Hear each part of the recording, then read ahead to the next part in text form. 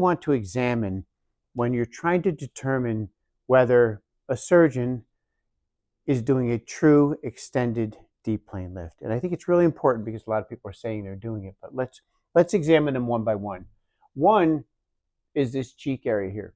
As we age, this area drops and deflates.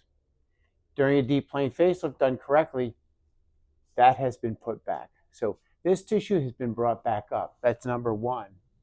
Second area is correction of the nasolabial fold. Again, without releasing these ligaments, okay, so everything moves forward, these ligaments become relaxed, and you deepen the fold. Done correctly, the ligaments are released, put back, repositioned, and you soften the fold. So again, cheekbone area, fold correction.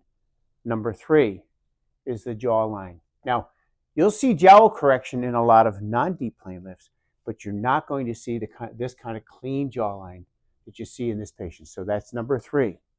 And the fourth area is lower on the neck.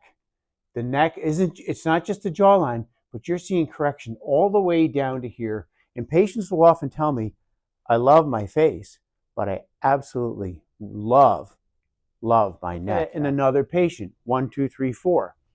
Malar region, corrected. She's got a mound of youthful tissue here. Nasolabial fold, number 2. This is corrected. Number 3, jawline, a clean jawline. And number 4, look at the neck. These are the 4 areas you can look at to determine if the surgeon is doing a true extended deep plane lift. So I hope you find that helpful. There's a lot of confusion about that, but these are the 4 regions you want to look at.